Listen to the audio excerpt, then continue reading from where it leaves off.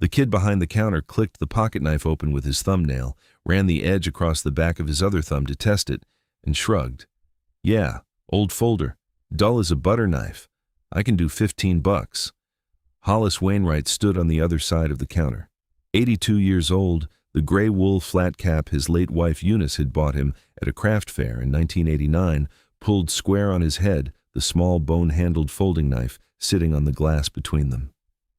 And watched a 27-year-old in a Patriot Pawn polo look at the only thing his grandfather had ever told him to guard with your life, son, and see $15 worth of dull steel.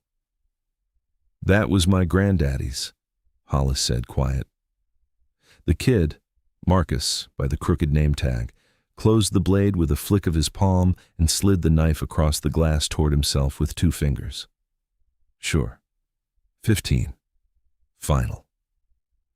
Here's what that kid in the pawn shop didn't know. Here's what nobody in that shop knew. The bone-handled folding pocket knife Hollis Wainwright had just set down on that counter was worth $131,000.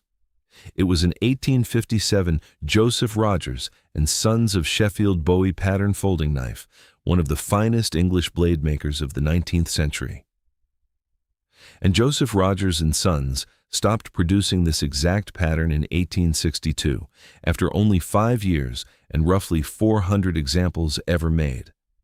The acid etching on the master blade, faded but still legible to the right eye, read, "I cut my way.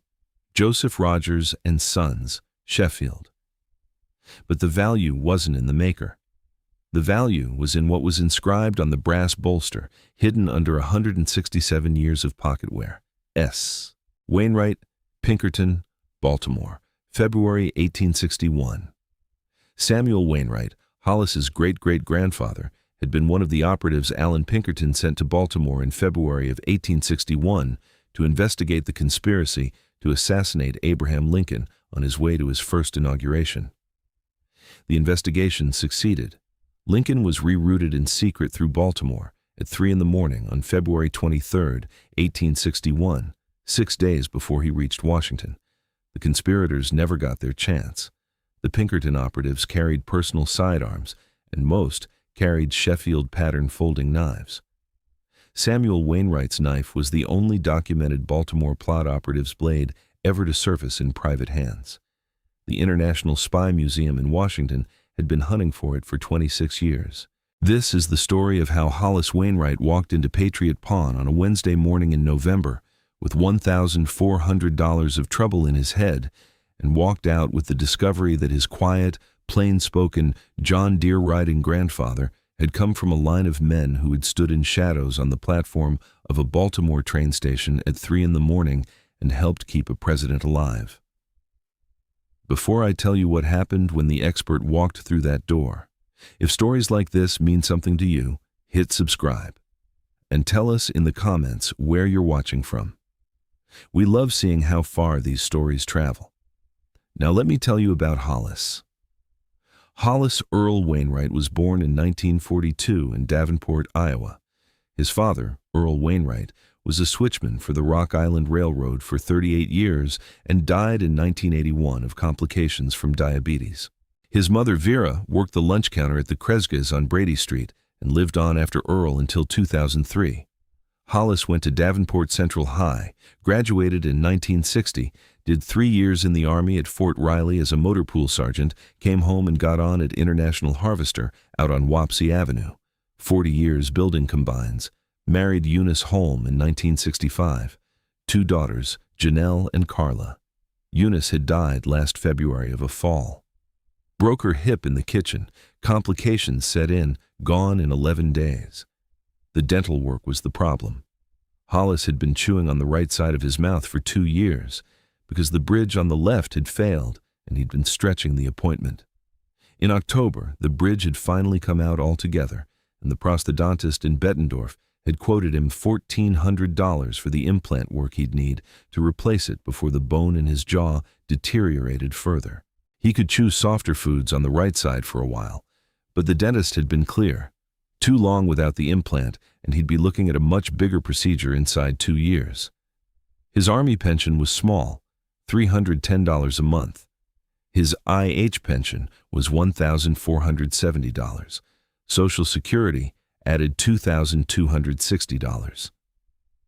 After property taxes on the small bungalow on Marquette Street, his Medicare supplement, the gas, the electric, his cardiology medications since the small heart attack in 2017, and the groceries, he had about $120 of slack in a good month.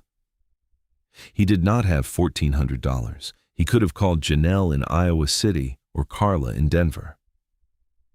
Janelle was a nurse practitioner at the University Hospital, divorced, raising one teenage son. Carla was a paralegal whose husband had been laid off in March from John Deere's Denver operations restructuring. Hollis had not asked either of his daughters for $1 in 22 years. He was not going to start over a tooth. For 11 days he chewed soft food and avoided his own reflection in the bathroom mirror because every time he smiled, he could see the gap. On the 12th morning, Wednesday, he opened the small cedar drawer of the bedroom dresser, the drawer that had been Eunice's and that he had not opened since the funeral, and took out the small brown leather pouch where his grandfather's pocketknife had lived for 68 years. The knife had been his grandfather's. His grandfather, Walter Samuel Wainwright, Hollis's namesake on the middle, Hollis's father's father, had given it to Hollis in 1956 on the day Hollis turned 14. Walter had been a small, thin man with white hair and steel-rimmed glasses who had run a small hardware store on West Locust for 41 years. On Hollis's 14th birthday, Walter had taken him out to the back porch of the hardware store after closing, sat him down on a wooden crate, and pressed the small brown leather pouch into his hand. "This was my granddaddy's Hollis," Walter had said. "His name was Samuel. He was a tough old bird. He died before I was born. My father gave me this knife when I turned 14, and now I'm giving it to you. You guard it with your life, son. You don't loan it. You don't carry it. You keep it in this pouch, and you put it somewhere safe, and someday you give it to your own boy." Hollis had nodded the way 14-year-olds nod. He had asked his grandfather what was so special about it. Walter had smiled with one corner of his mouth and said, "I never knew, son. My father never told me. My granddaddy never told him. Some things just get passed down. You just guard them." Hollis had taken the leather pouch home and put it in his sock drawer. When he married Eunice in 1965, the pouch went into the dresser in their first apartment. When the daughters came, it stayed in the dresser. When they bought the bungalow on Marquette Street in 1972, the pouch went into the cedar drawer. It had moved exactly that one time in 68 years. Hollis had never had a son. He had thought, more than once over the years, about giving the knife to one of his grandsons, Janelle's boy Tyler in Iowa City, or Carla's twin boys in Denver. But the boys were teenagers now, and Hollis had not yet found the right moment. He sat at the Formica kitchen table that Wednesday morning with the leather pouch in front of him and the prosthodontist's estimate 3 inches from his coffee mug, and he did something he'd sworn he would never do. He drove the F-150 into town. The 2002 Ford F-150 had been Eunice's idea. "Hollis, the Buick is going to leave you in a snowbank. Get something with 4-wheel drive." And 22 years and 190,000 miles later, it still started every morning. Hollis pulled out of the driveway at 9:05 on a cold, gray November morning. Patriot Pawn was on Brady Street, 3 miles from the bungalow. He parked at 9:15. He sat in the truck with the leather pouch on the passenger seat. He put his hand on the pouch. He had made promises in his life. He had kept them. He had promised Eunice at Trinity Lutheran in 1965, and he had kept that promise for 58 years. He had promised his grandfather on the back porch of the hardware store in 1956, "You guard it with your life, son." And he had kept that promise for 68 years. He was about to break the second one. He took the leather pouch in both hands and went inside. The bell over the door jangled. Marcus was at the counter on his phone and looked up after about 7 seconds, sooner than most. "Help you, sir?" "Got an old folding knife. My granddaddy's. Was wondering what you might—" "Let's see it." Hollis untied the leather thong on the small brown pouch and slid the knife out onto the glass. The knife was about 3.5 inches long closed, made of dark cream-colored bone scales, what knife people called jigged bone, pinned with 3 small brass rivets, with brass bolsters at both ends, darkened to a deep gold-brown patina. A small brass nail nick in the side of the blade for opening. Marcus picked the knife up and clicked it open with his thumbnail. The blade swung out smooth on its 167-year-old pivot. He held it up to the fluorescent light. The blade was about 3 inches long, slightly curved, with a thin, worn edge and a faint acid-etched script along the spine that was too tarnished to read without polish. Old Sheffield style. Bone handles seen some life. Edges shot. Marcus ran the back of his thumb across the cutting edge. Yeah, dull. Wouldn't cut warm butter. We get knives. People bring 'em in thinking they're Civil War or whatever. Mostly they're reproductions or estate sale junk. $15. It's English made. Mid-1850s, my granddaddy said. He brought it home from his granddaddy. Sure, Pops. Marcus closed the blade with a flick of his palm. He didn't close it slowly the way it had been designed to be closed. He closed it the way a bartender closes a flip-top lighter, fast and sharp. The brass spring made a small, unhappy sound. 15. Or take it home. I'm not going to lowball you, but I'm not going to pretend it's something it's not either. He set the knife on the glass. Then, and Hollis would later not be able to explain why this bothered him more than anything else, Marcus picked up a Bic pen from beside the register and tapped the brass bolster of the knife with the cap of the pen. Twice, like a man checking whether a melon is ripe. The brass made a small, dull clink-clink against the glass beneath. Hollis's left hand had started to shake on the counter. He pressed it flat against the cold glass. Could you... Please don't tap the brass with the pen, son, please. It's brass, Pops. It's fine. But Marcus set the pen down. He looked at Hollis for a second longer than the other kids in the other shops Hollis had imagined himself walking into would have looked. And Hollis caught a flicker of something in Marcus's eye that was not quite contempt, closer to professional indifference, the look of a man who was being asked to care about every old man's grandfather's knife and could not afford the inventory of his attention. $15, sir. That's the offer. Hollis thought about Eunice in the kitchen that February morning before the fall, telling him to wear his other coat. He thought about Walter on the back porch of the hardware store in 1956. He thought about Samuel. A name and nothing more. A great-great-grandfather Hollis had never seen so much as a photograph of. He did not pick up the knife. He did not say yes. He did not say no. He stood there with both hands flat on the glass and his mouth closed tight, because the only other thing he could do was cry in front of a 27-year-old, and Hollis Wainwright had not cried in front of another human being since Eunice's funeral in February. The bell over the door jangled again. A man came in, 60-something, average height, broad-shouldered, with close-cropped iron-gray hair and a thick gray mustache that came down past the corners of his mouth in a horseshoe. He wore a black wool overcoat over a dark gray three-piece suit, a blue and gold patterned tie, polished black Oxfords, and round wire-rimmed glasses. He carried a slim black leather attaché case in his right hand and a small canvas and leather field roll in his left. He came 2 steps inside the door, looked at the counter, and his eyes locked onto the small bone-handled knife on the glass. He did not move for several seconds. "Excuse me," he said. His voice was deep and quiet, with the sort of even cadence Hollis associated with old prosecutors or undertakers. "Sir, is that knife on the counter for sale?" Marcus shrugged. "Old guy's selling, $15. The man did not look at Marcus. He looked at Hollis. "Sir, my name is Dr. Theodore Lansing. I am the Senior Curator of Intelligence History Collections at the International Spy Museum in Washington, D.C., and I serve on the authentication panel for Cowan's Auctions in Cincinnati. I am in Davenport this week for a conference at the German-American Heritage Center.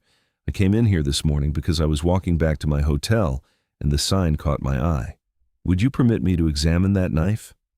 Hollis found his voice. You're asking me? It's yours, isn't it? Yes, sir. Then yes, sir, I am asking you, and I would ask you most particularly to please not let anyone clean or polish that knife or that brass before I've had a chance to look at it. Marcus made a small face, but he didn't say anything. He had moved his hands off the glass and clasped them behind his back without quite realizing he was doing it. Dr. Lansing set the slim attaché on the counter and unsnapped the brass clasps. He set the canvas and leather field roll beside it and unrolled it slowly. Inside were a pair of folded white cotton archival gloves, a 10x jeweler's loop, 2 LED flashlights of different sizes, a soft sable brush, a small bottle of alcohol-free brass cleaning solution he did not open, a leather-bound notebook, and a small pair of stainless steel archival tweezers. He pulled the gloves on finger by finger. May I lift it, sir? Hollis nodded. Dr. Lansing picked the knife up the way a man picks up a hummingbird that has stunned itself against a window, both hands beneath.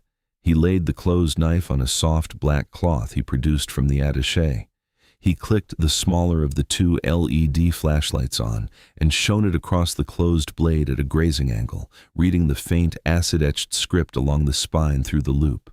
He nodded once. Joseph Rogers and Sons, Sheffield. The etching reads, I cut my way, the firm's motto, used from approximately 1850 to 1875. The bone scales and brass bolster construction are consistent with mid-century English pattern Bowie folders. May I open the blade? Yes, sir. Dr. Lansing opened the blade with the gentle, deliberate motion of a man uncorking a wine he intends to drink slowly. He examined the joint pin. He examined the spring. He examined the fit of the blade in the handle. He nodded again. Then he turned the knife over and held the brass bolster up to the light.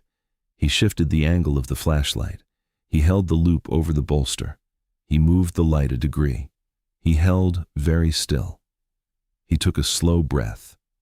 He turned the knife the other way and examined the second bolster. He found whatever he was looking for. He moved the light across it the way a man searches for the edge of a stamp on an envelope. Oh, he said, very quietly. He set the knife down on the black cloth. He took off his gloves. He looked at Hollis with the careful expression of a man who is choosing his words because the wrong one would change everything. Sir, what is your name? Hollis Wainwright. Mr. Wainwright, whose knife is this? My granddaddy gave it to me when I was 14. He said it had belonged to his granddaddy, a man named Samuel Wainwright. My grandfather never knew anything more about him. Dr. Lansing nodded slowly. Mr. Wainwright, the brass bolster of this knife, the one nearest the blade pivot, has been engraved with a 4-line inscription in very small letters. The inscription is partly worn from decades of pocket wear, but under raking light it is fully legible. It reads, S. Wainwright, Pinkerton, Baltimore, February, 1861. The fluorescent tube over the door flickered. Marcus straightened up slowly behind the counter. Mr. Wainwright, in February of 1861, Allen Pinkerton, the founder of the Pinkerton National Detective Agency in Chicago, had been hired by the president of the Philadelphia, Wilmington, and Baltimore Railroad to investigate threats to the railroad's lines and rolling stock during the secession crisis. By February 8th, Pinkerton's operatives in Baltimore had developed credible evidence of a conspiracy by a group of Maryland secessionists to assassinate President-elect Abraham Lincoln as he passed through the city on his way from Springfield, Illinois, to his inauguration in Washington. Pinkerton sent 8 or 9 of his most experienced operatives to Baltimore to develop the case. They worked undercover. They placed agents inside the conspiracy. Many of them, Pinkerton later wrote in his 1883 memoir, carried Sheffield folding knives because of their concealability and craftsmanship. He paused. He looked at Hollis. He looked back at the knife. The Pinkerton Agency's 1861 Baltimore field roster listed 13 names. One of them, name spelled Samuelwainwright, was a 33-year-old former Allegheny County deputy sheriff. He stayed in Baltimore for 11 weeks during and after the inauguration. He went on to serve in Pinkerton's Union Intelligence Service throughout the Civil War. He died in 1872 of pneumonia in Pittsburgh. He was, sir, your great-great-grandfather. The dates align precisely. Hollis sat down on the small stool beside the counter without quite remembering doing it. My granddaddy didn't know. Sir, I do not believe your great-great-grandfather told anybody. The Pinkerton agency operated under strict confidentiality. Operatives signed lifetime non-disclosure oaths. Most of them carried what they had done with them to the grave. The agency's case files for the Baltimore plot were not declassified by the Library of Congress until 1907. By that time, your great-great-grandfather had been dead for 35 years. Dr. Lansing picked up the knife again and held it in the light, almost tenderly. The International Spy Museum in Washington has, for the better part of 26 years, been actively searching for documented, operative-issued instruments from the Baltimore plot investigation. We have found 2 operative reports, 3 internal Pinkerton telegrams, 1 travel pass, and Pinkerton's own service revolver. We have never found a personally inscribed sidearm or knife belonging to a named Baltimore plot operative. Yours, Mr. Wainwright, is the first. Nobody spoke. The fluorescent tube buzzed. At professional appraisal, with documentation from the Pinkerton Archive at the Library of Congress and authentication by the Smithsonian and the Spy Museum, this knife, a documented Joseph Rogers and Sons Sheffield folder, maker-marked, with engraved bolster provenance to a named operative of the Baltimore plot, in original unrestored condition, would be valued for institutional acquisition between $110,000 and $155,000. Conservative estimate, $131,000. Marcus made a sound that wasn't quite a word. He cleared his throat. He cleared it again. I was going to say 25. I meant 25. Hollis didn't look at him. He was looking at the small bone-handled knife on the black cloth and thinking about a 33-year-old man named Samuel standing in the cold on the platform of the President Street station in Baltimore at 3 a.m. on February 23, 1861, while the train carrying President-elect Abraham Lincoln rolled south through the dark toward Washington with the lamps inside, the cars turned out, and the window shades drawn down. Some men carry the heaviest things in the quietest places. Dr. Lansing handed Hollis his card. Mr. Wainwright, please, take your time. Talk to your daughters. But please, sir, do not leave this knife here. Take it home. Hollis took the card. He took the knife from Dr. Lansing's gloved hands with both of his own, slid it back into the small brown leather pouch, and tied the leather thong. He tucked the pouch into the inside breast pocket of his coat. He stood up from the stool.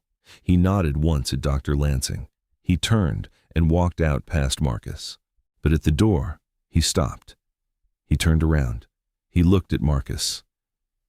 You weren't a bad kid, Hollis said, quietly. You were just doing your job. Marcus opened his mouth and closed it. Hollis went out. In the parking lot, sitting in the F-150 with the heat just starting to come up, Hollis Wainwright held the leather pouch against his chest and cried for the first time since Eunice's funeral in February. He called Janelle that night. He told her the whole story. Janelle drove down from Iowa City at 6 the next morning and called Carla in Denver from the kitchen on speaker. The 3 of them talked for an hour and a half. Janelle called Dr. Lansing in Washington at 10. The International Spy Museum sent 2 conservators to Davenport in early December. The knife traveled to Washington in a custom case in the trunk of Dr. Lansing's rental car, with Hollis's permission, and was deposited in the museum's conservation lab the following Monday. Independent authentication by the Smithsonian's Division of Political and Military History confirmed the engraving, the maker, and the period. The Library of Congress Pinkerton Archive confirmed Samuel Wainwright's 1861 Baltimore service. The Spy Museum acquired the knife for permanent display through a 99-year family loan. The museum paid the Wainwright family $123,000. The knife went into the museum's Civil War Intelligence Gallery in February of the following year in a climate-controlled case beside a transcribed 1861 Pinkerton telegram and a contemporary engraving of the President Street station. The placard read, "Joseph Rogers and Sons of Sheffield Bowie Pattern Folding Knife, circa 1857. Carried by Pinkerton operative Samuel Wainwright, 1828 to 1872. Of Pittsburgh during the Baltimore plot investigation, February 1861. Wainwright was one of the operatives who developed the case against the Maryland secessionists who plotted to assassinate President-elect Abraham Lincoln on his journey to Washington. The knife bears the engraved inscription, S. Wainwright, Pinkerton, Baltimore, February 1861. On loan from the family of Hollis E. Wainwright, Davenport, Iowa. Janelle and Carla flew their father to Washington for the dedication on February 23rd, the 164th anniversary of the night Lincoln passed through Baltimore in secret. Hollis wore the dark suit he'd worn to Eunice's funeral. He stood in front of the case for a long time without speaking. Then he said, quiet enough that only his daughters and Dr. Lansing heard him, "I wish you'd told us, Granddad. We would have been proud of you sooner." He paid for the dental work. He paid the property taxes 2 years forward. He sent Janelle $10,000 and Carla $10,000 and told both of them to use it however they wanted. He set up small trust accounts for his 3 grandsons, Tyler in Iowa City and the twins Mason and Bryce in Denver. He bought himself a new set of all-season tires for the F-150. He bought Eunice a new headstone. The funeral home's temporary stone had cracked along the top edge after the first frost, with her full name and a line beneath that read, "Wife, Mother, the other half of me." The Quad City Times ran the story on a Sunday. The Des Moines Register picked it up. The Washington Post ran a longer piece in February when the gallery opened. NPR's morning edition did a 4-minute segment. A letter came to Hollis's post office box in March. It was from a man in Pittsburgh named David Marquette, 73 years old, whose great-grandfather had been another Pinkerton operative on the Baltimore plot investigation. A man named Robert Marquette, listed 6th on the same field roster as Samuel Wainwright. David had spent 20 years researching his great-grandfather's Pinkerton service. He had read the Spy Museum's announcement. He wrote that he had no physical artifact from his own great-grandfather's service, but that he had a photograph, a daguerreotype taken in Pittsburgh in 1860, of 7 Pinkerton operatives sitting on the steps of the agency's Wood Street office. In the back row, second from the left, identified in the family pencil notation as S. Wainwright, was a tall, thin man in a dark suit with a thick mustache and an expression Hollis recognized at once. It was the only known photograph of his great-great-grandfather's face. Hollis had it framed. It hangs above the Formica kitchen table on Marquette Street. The street, Hollis only realized after the photograph arrived, was named for David Marquette's great-grandfather. The 2 men had not known each other before the letter. Their ancestors had stood side by side on a Baltimore train platform on a February night in 1861. Their 2 families had lived 60 miles apart for 163 years and had never been in touch. They write each other now, once a month. And the next Tuesday morning, back home in Davenport, Hollis sat down at his usual booth at the Village Inn on Brady Street with his 2 oldest friends, Donnie Verba and Frank Hoger, the way he had every Tuesday for 29 years. Donnie looked at him over the rim of his coffee mug. "Heard you made the Quad City Times, Hollis." "Heard that. Pinkertons, huh?" "Pinkertons?" Frank shook his head. $15. $15, Hollis agreed. The 3 of them laughed, the quiet, chest-deep laugh of old men who have lived long enough to know that the world rarely sees what matters, and that sometimes, if you wait long enough, it finally does. A kid in a pawn shop looked at that knife and said, $15. He didn't know. They never do. If stories like this mean something to you, hit subscribe, and tell us in the comments where you're watching from. We love seeing how far these stories travel, because some things have hidden worth.